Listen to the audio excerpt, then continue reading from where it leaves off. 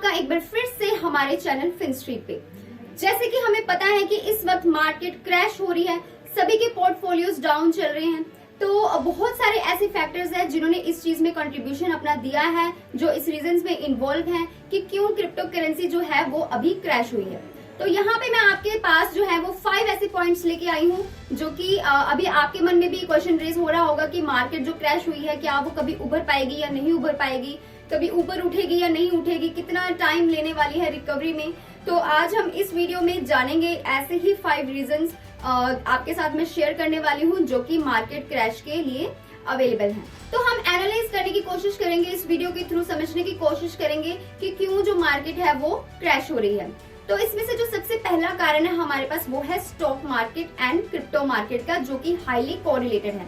यानी कि पहला रीजन हमारे पास है कि जो stock market and crypto market है वो हाईली कोरिलेटेड है।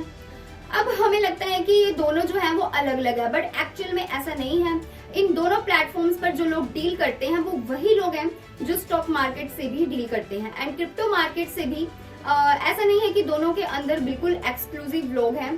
किसी भी मार्केट के अंदर जो सबसे इम्पोर्टेंट प्लेयर होता है वो है फाइनेंशियल इंस्टीट्यूशंस।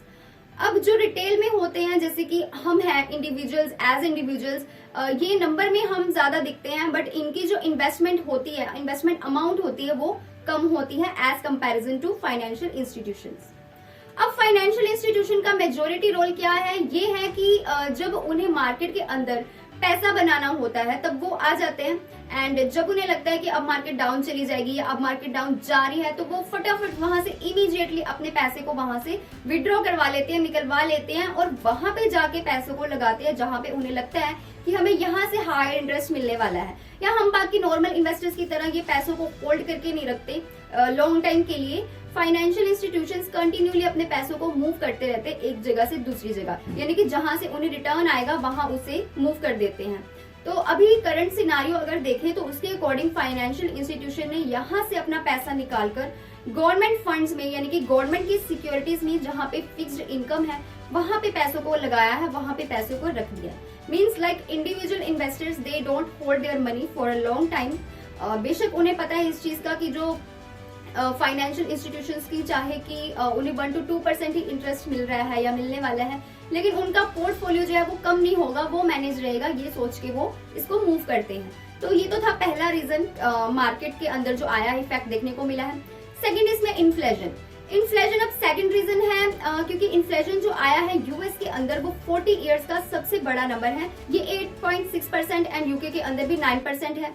तो इससे क्या शो हो रहा है, इससे ये शो हो रहा है कि बाय फेडरल रिजर्व्स के द्वारा इन्फ्लेशन रेट को हाई किया गया है। मार्केट से लिक्विडिटी को सक करने की कोशिश की गई है, लेकिन फिर भी जो इन्फ्लेशन है वो काबू में नहीं आया है, उसे कंट्रोल में नहीं किया जा सका है एंड ये काफी एक डेंजरस सिचुएशन है क्रिप्टो मार्केट के अंदर, क्योंकि इससे अब और रेट हाई हो सकते हैं। सिंपल सी बात है, अगर लोन्स हाई होंगे तो फिर कंज्यूमर के हाथ में पैसे कम आएंगे और वो कम डिमांड करेगा एंड कम डिमांडिंग से जो फैक्ट्रीज हैं, जो कंपनीज हैं, जो चीजें बनाती हैं, जो प्रोड्यूस करती हैं, वो उनको सेल्स में उसकी कमी आएगी और जब सेल्स में कमी आएगी तो रेवेन्यूज भी कम होंगी एंड सेल्स गिरेंगी, प्रॉफिट्स कम होंगे और एम्प्लॉयज को कट ऑफ किया जाएगा। जैसे कि मैंने आज आपको मॉर्निंग में क्रिप्टो न्यूज में भी बताया है, एम्प्लॉयज को ले ऑफ किया जाएगा और जब लोग कंपनी से कट ऑफ होंगे तो अगेन ये एक स्पाइरल कर्व की तरह काम करता है। तो इसलिए ये इन्फ्लेशन जो है ये एक ऐसी सिचुएशन है जिसकी वजह से एक बहुत ही ज्यादा पैनिक सिचुएशन, डेंजरस सिचुएशन बन जाती है और मार्केट क्रैश का एक रीजन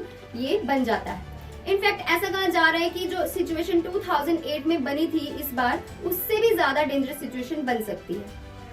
थर्ड रीजन की अगर मैं बात करूं तो टेरा लूना इसमें इन्वॉल्व है, यानी कि जो लूना कोलैप्स भी इसमें इन्वॉल्व है, जो कुछ वीक्स पहले हुआ है। लूना कोलैप्स हुआ था बहुत बुरी तरह से एंड लूना के बाद बहुत असर देखने को मिल रहा है क्रिप्टो मार्केट के अंदर।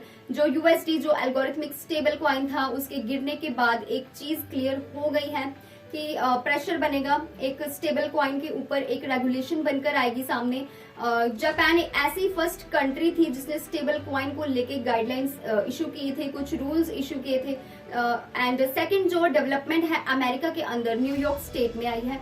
तो हर स्टेट यानी कि हर स्टेट न्यूयॉर्क के अंदर लॉज बना सकती है, वो फ्री में अपने लॉज बना लेगी। उन्होंने क्लियर कर दिया है कि जो स्टेबल कॉइन्स हैं, स्टेबल कॉइन्स को न्यूयॉर्क स्टेट से इशू नहीं किया जा सकता है, ऐसा उन्होंने कह दिया है। तो एल्गोरिथमिक स्टेबल कॉइन्स को यानी कि और जो स्टेबल कॉइन्स लॉन्च होंगे उनकी पूरी गाइडलाइंस, उनकी बैकिंग कैसे होगी, क्या क्या उनके पीछे लॉज बनाए जाएंगे, क्या क्या एसेट्स होंगे, ये सारी चीज फिक्स की जाएगी। क्योंकि जो एल्गोरिथमिक स्टेबल कॉइन्स है वो न्यूयॉर्क रिलीज नहीं कर सकता, और अगर होंगे भी रिलीज तो फिर क्या क्या उसके पीछे लॉस होने वाले हैं, क्या एसेट्स, क्या बैकिंग होने वाली है, क्या गाइडलाइंस होने वाली है, क्या रूल्स होने वाली है, उसका पूरा तरीका जो है वो उन्होंने बताया हुआ है। तो ऐसा लगता है कि आने वाले टाइम में अमेरिका के अंदर और ज्यादा रूल्स लागू हो सकते हैं जो सभी स्टेट्स फॉलो करेंगी, और एल्गोरिथमिक स्टेबल कॉइन्स यूएस से खत्म हो जाएंगे और वहां पे अलो भी नहीं किए जाएंगे, ऐसा लग रहा है, ऐसा शो हो रहा है।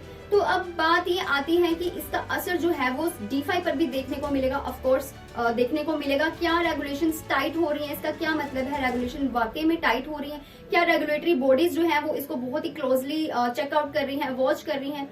तो ये भी एक रीजन है मार्केट क्रैशिंग में। तो जो नेक्स्ट रीजन है हमारे पास वो है फिटेलिटी, जिससे यहाँ ईपीएफ फंड यानी कि प्रोविडेंट फंड ऑर्गेनाइजेशंस होती हैं, जैसे ये जो काम है प्रोविडेंट फंड का, रिटायरमेंट का, ये काम फिटेलिटी देखती है। फिटेलिटी एक एसेट मैनेजमेंट कंपनी है एंड ये 23,000 कंपनीज की रिटायरमेंट को देखती है, एम्प्लॉयज को देखती है, उनके फंड्स को देखती है। इतनी कंपनीज के एम्प्लॉयज के फंड्स को ये चेकआउट करती है। तो इसने ये अनाउंस किया था आज से कुछ महीने पहले, यानी कि जुलाई टू अगस्त के बीच में, उसके आसपास, कि वो एक ऐसा वो अलो करेंगे कि जो एम्प्लॉयज हैं वो अपनी रिटायरमेंट प्लानिंग में थोड़ा सा पोर्शन, ज्यादा नहीं, थोड़ा सा पोर्शन एलोकेट कर सकते हैं बिटकॉइन को भी। उनको सिर्फ फिटेलिटी चेकबॉक्स टिक करना है कि हमारा कुछ फंड बिटकॉइन में भी लगा दीजिए। तो ये कितनी बड़ी एक मैसिव न्यूज थी कि इसका इफेक्ट देखने को मिलेगा कि 23,000 जो कंपनीज हैं उनके लाखों करोड़ों एम्प्लॉयज जब अपने रिटायरमेंट प्लानिंग के अंदर बिटकॉइन के अंदर एक्सपोजर लेना चाहेंगे। लेकिन जब तक इस मैटर में यूएस की सेक्रेटरी का कहना है कि जब तक जो कांग्रेस है उससे डिस्कशन नहीं हो जाती, जब तक कांग्रेस से बातचीत नहीं हो जाती, तब तक ये कंफर्म करना मुश्किल है। ये कंफर्म नहीं किया जा सकता कि इस तरह के प्रोडक्ट्स को आना चाहिए मार्केट में या नहीं लाना चाहिए, होने चाहिए नहीं होने चाहिए। कहीं ना कहीं डेफिनेटली ये एक बेरिश था बिटकॉइन के लिए, क्योंकि इसके बाद सोचा जा रहा था कि जिस तरह से एक्सपोजर मिलेगा बिटकॉइन को इतने बड़े पॉपुलर प्लेस से, तो अब कहीं ना कहीं इस पे क्वेश्चन रेज हो गया है, इस पे क्वेश्चन मार्क लग गया है। तो इसका इम्पैक्ट भी कहीं ना कहीं मार्केट में देखने को मिला है। इन रीजंस के अलावा एक लास्ट रीजन इथेरियम की अगर बात करें कि इथेरियम डाउन क्यों जा रहा है, तो पिछले 7 डेज में ये 34% तक गिरा है। तो इथेरियम अपने ऑल टाइम हाई से तो इस वक्त काफी ज्यादा डाउन चल रहा है। इथेरियम की अगर बात की जाए तो ये 70% डाउन चल रहा है अपने ऑल टाइम हाई से। एंड अब इसको क्या हुआ, इथेरियम क्यों डाउन चल रहा है, अगर इसकी बात करें तो मार्केट के अंदर एक पैनिक सिचुएशन बनी हुई थी। जैसे कि हम सबको पता है कि जो ये इथेरियम है ये शिफ्ट हो रहा है प्रूफ ऑफ स्टेक में। ये बीकॉन चेन है जो प्रूफ ऑफ वर्क के पैरेलल चल रही है। तो बेसिकली ये बीकॉन चेन जो है यही एक मेन चेन बनेगी आगे जाके, फ्यूचर में होने वाली है ये मेन चेन। एंड तो आप बीकॉन चेन पे इथेरियम को स्टेक कर सकते हैं एंड और वैलिडेटर आप बन सकते हैं इसमें, यानी कि जो ज्यादा इथेरियम को स्टेक करेगा वो वैलिडेटर बन सकता है। अब जिनके पास ज्यादा इथेरियम नहीं है स्टेक करने के लिए, वो वैलिडेटर तो नहीं बन सकते, but they also want to be a part of it. And second जो रीजन है वो ये है कि ऐसा नहीं है कि आप इथेरियम को स्टेक कर रहे हो, फिर आप निकलवा रहे हो और फिर आप दोबारा स्टेक कर रहे हो। तो स्टेकिंग का एक प्रॉपर प्रोसेस होता है, आप ऐसा नहीं कर सकते हो। वैलिडेटर आप ऐसा करके नहीं बन सकते हो। तो इस प्रोसेस में आपको काफी लॉन्ग टाइम तक वैलिडेटर बनने से पहले इथेरियम को स्टेक करके रखना होता है। देन काफी दिन तक रुकना होता है, आपको विड्रॉ नहीं करवाना होता। उसके बाद आपको जाके अलो किया जाएगा कि आप वैलिडेटर बन सकते हैं। So you have to spend some time while staking, but you don't get anything in return. तो इतने टाइम तक जो आपका इथेरियम वहां पर स्टेक होता है, तो इसके लिए एक लीडर फाइनेंस कंपनी ने कहा है कि आपने देखा होगा जैसे आप अपनी एफडी करवाने जाते हैं, आप अपनी एफडी करवाने जाते हो, लाइक स्पोर्ट्स एग्जांपल के तौर पे जस्ट आपको समझाने के लिए मैं बता रही हूँ कि मान लीजिए आपने एफडी करवाई है, तो आपको एफडी के अगेंस्ट एक इंस्ट्रूमेंट मिल जाता है जिसको आप यूज कर सकते हैं एंड आप उस इंस्ट्रूमेंट के साथ लोन भी ले सकते हो। मीन्स आपकी एफडी वही रहती है लेकिन आप उसके कागज को और किसी सर्विस के लिए यूज कर सकते हो। और इस पर्टिकुलर अमाउंट जो पेपर में यानी कि बैंक में आपके ये लॉक्ड तो रहते हैं, उन्होंने आपको ये एश्योरेंस दी होती है कि आपको एफडी का पेपर देंगे एंड आप उस पेपर के जरिए आप लोन ले सकते हो या उसको आप एज ए सिक्योरिटी आप कहीं भी यूज कर सकते हो।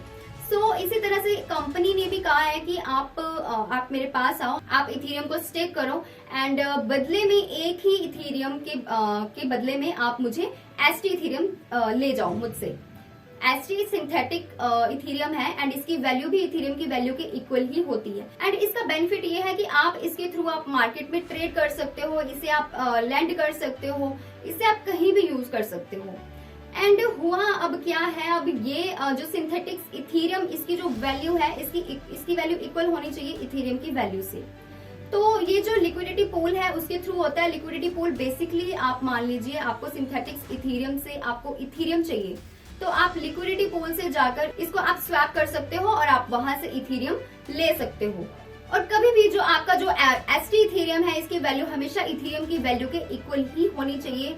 एंड अभी हुआ क्या है कि रिसेंटली लिक्विडिटी पूल में एक पैनिक सिचुएशन तभी आई है क्योंकि इसके पीछे जो फाउंडेशन है उसने 50,000 के जो एसटी इथेरियम है वो सेल ऑफ कर दिए हैं। एंड जब इतना ज्यादा कोई जाकर स्वैप करता है एसटी इथेरियम को लिक्विडिटी पूल में जाकर मूव कर जाता है एंड इस वक्त पूल की जो हालत है वो बहुत ज्यादा अच्छी हालत नहीं है जैसे कि हम देख ही पा रहे हैं। और अगर हम देखें तो इस पूल के अंदर दोनों की ही जो वैल्यू है वो इक्वल होनी चाहिए थी, जो कि नहीं है। और इस वैल्यू के इक्वल ना होने के कारण इसके कारण जो बैलेंस है वो कहीं ना कहीं खराब हो गया है एंड इसके कारण भी मार्केट में काफी ज्यादा इफेक्ट देखने को मिल रहा है, इफेक्ट आया हुआ है।